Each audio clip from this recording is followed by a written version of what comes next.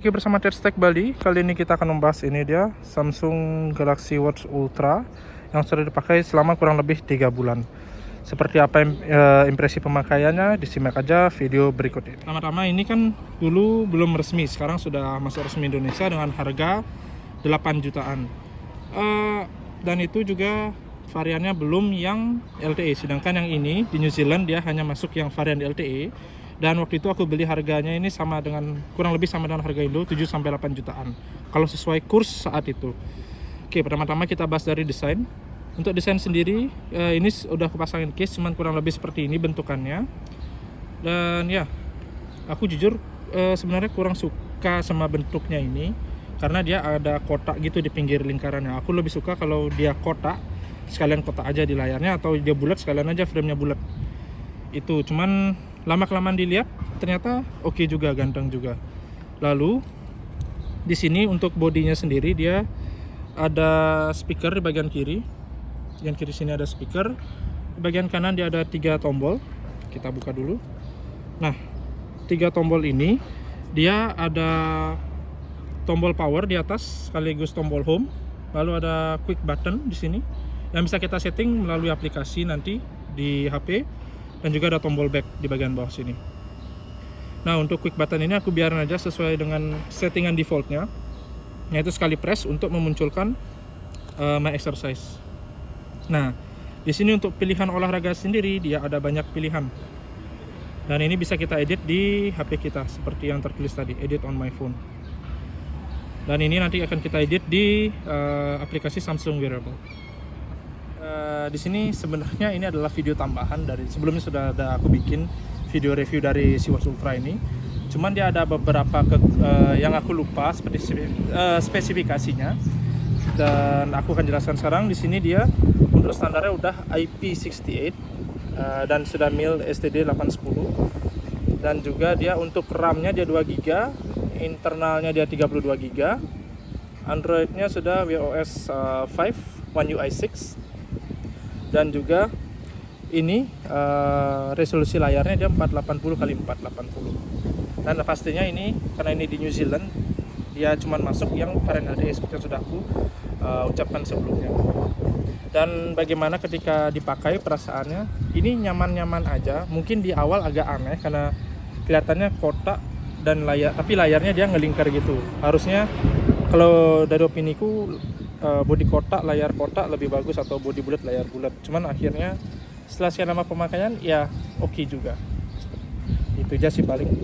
Ya seperti ini kalau looksnya ketika dipakai. Nyaman. Dan di sini dia strapnya dia banyak banget settingannya. Jadi dia kayak untuk multi size ya, bisa size small, medium, dan large. Di sini ada keterangannya di bandnya dia. Nah ini SML. Jadi ini kayak satu strap bisa dipakai untuk semua jenis tangan yang pergelangannya kecil kayak aku ataupun yang lebih besar. Jadi begitu. Oke, kita lanjut ke video. Lalu di sini untuk menu sendiri bisa kita tinggal swipe dari bawah ke atas. Di sini ada beberapa menu. Dan ini ada beberapa aplikasi yang bisa kita install sendiri di App Store-nya si Buds ini. Dan juga di sini ada beberapa fitur seperti always on display, dan juga untuk fitur power saving. Lalu ada juga ini dia. Oke, tadi karena ada kendala sedikit. Selanjutnya ini adalah fitur water lock. Fitur water lock ini digunakan untuk berenang, jadi air tidak akan masuk ke dalam. Dan cara untuk menghidupkannya tinggal di press saja tadi, scroll ke bawah lalu press. Dan ketika sudah aktif dia bisa dimatikan dengan cara ini, hold sampai 2 detik. Dan nanti bakal ada bunyi dari sini untuk mengeluarkan air yang masuk ke dalam si jamnya. Di sini juga kita ada fitur siren. Nah, ini siren.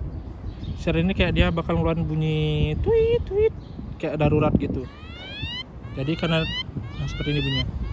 Cuman karena di sini agak-agak ya, agak-agak ketat, jadi paling aku matiin aja. Nah, seperti itu.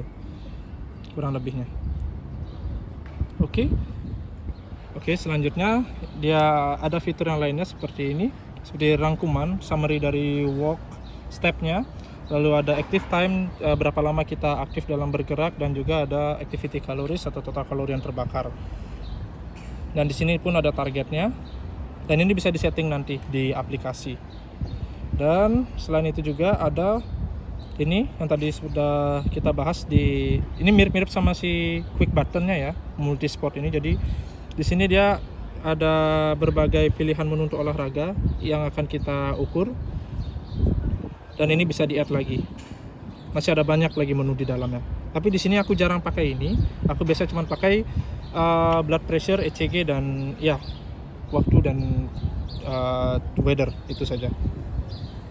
Lalu di sini juga ada menu energy score. Nah, energy score ini dia menghitungnya banyak sekali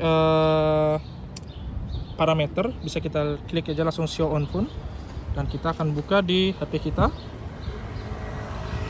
Kita langsung buka aja. Nah, di sini energy score ini jujur nggak pernah aku pakai, cuman dari yang aku lihat di sini dia bakal kalkulasi dari tidur, aktivitas, dan lain-lain. Jadi ya bagi kalian yang ingin memantau seberapa sehat kehidupan kalian bisa gunakan fitur ini. Oke, selanjutnya kita akan membahas fitur yang lainnya. Di sini selain itu ada kalender di sini. Ini yang biasa aku pakai untuk pengingat dan lain-lain karena ada reminder yang aku set setiap hari. Lalu juga ada ini kayak live percentage dari si HP dan si jam tangan. Untuk jam tangannya dia 55%.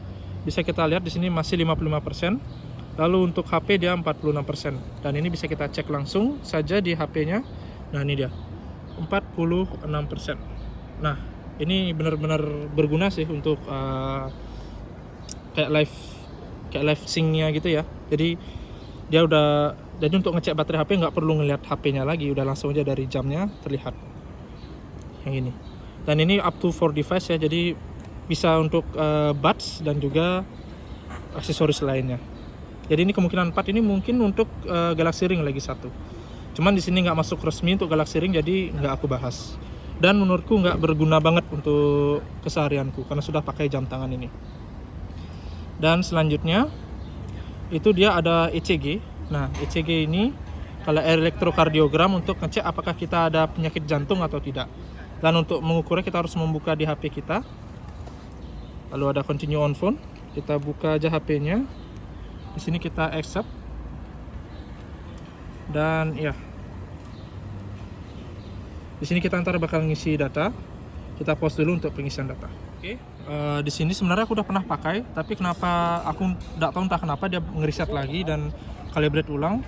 Oke, kita calibrate. Ini harusnya calibrate pakai alat kayak gini, cuman karena sekarang kita lagi di outdoor jadi nggak bawa alat beginian. Dan ya get started aja. Pertama-tama ikuti instruksi seperti ini. Kencangkan jamnya lebih dalam posisinya dan kita pencet next dan harus relax kondisinya. Ya, dan sekarang dia start calculating.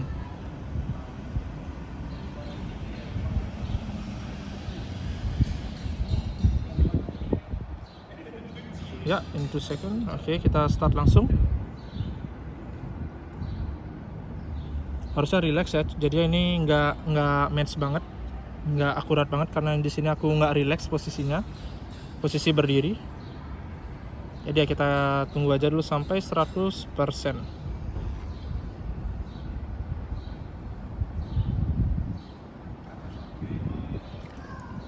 Oke, jadi di sini sudah selesai pengukurannya. Namun sayangnya dia diminta ini kalau kita enter now, dia diminta untuk dicocokin, dikalibrasin sama si alat yang tadi. Jadi karena kita bawa alatnya jadi nggak dikalibrasi ulang lagi. Waktu ini sudah dikalibrasi, cuman ya begitulah. Entah kenapa dia minta ulang lagi. Oke, selanjutnya kita akan membahas fitur blood pressure-nya. Itu mirip-mirip sama yang tadi, ukur detak jantung juga.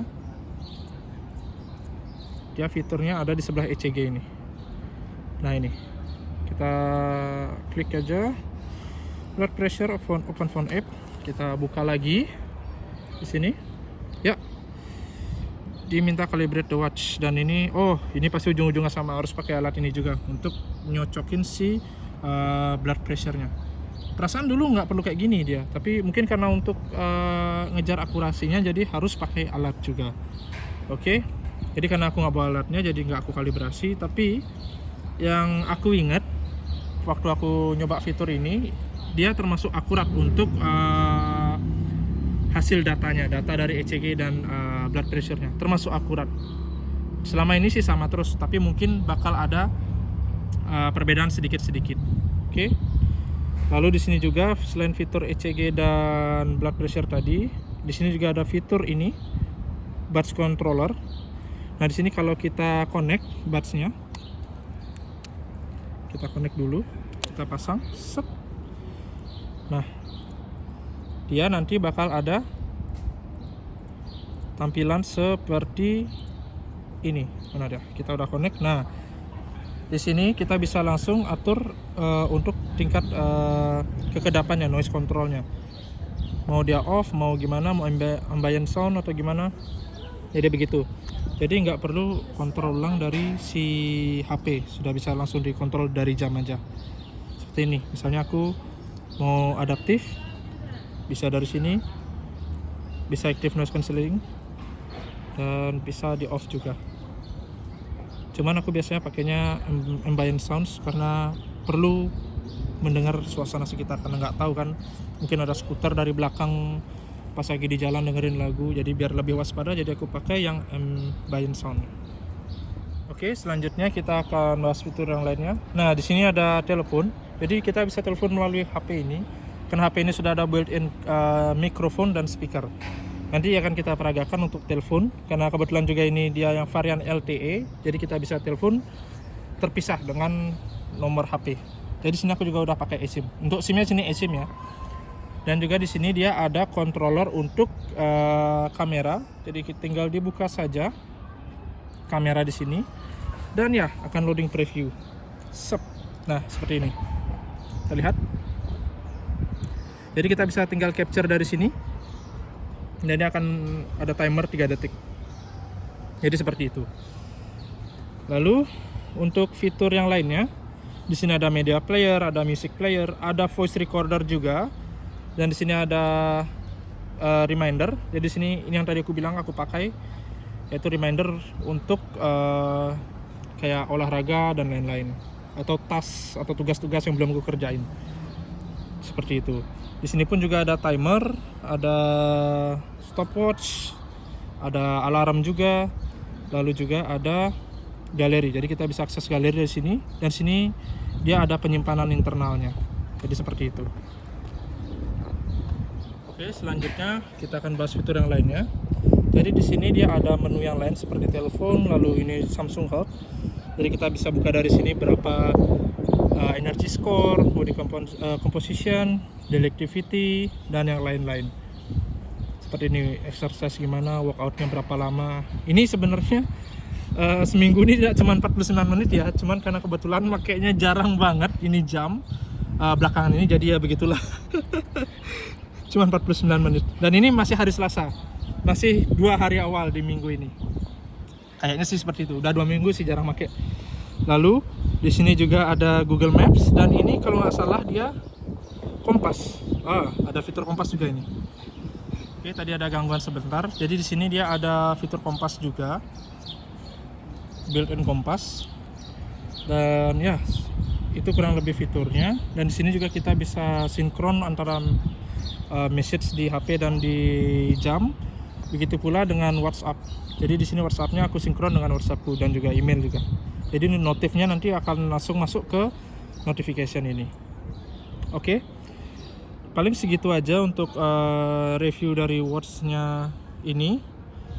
Terima kasih karena sudah menonton, dan untuk video seterusnya adalah bagaimana look-nya dia ketika dipakai sehari-hari.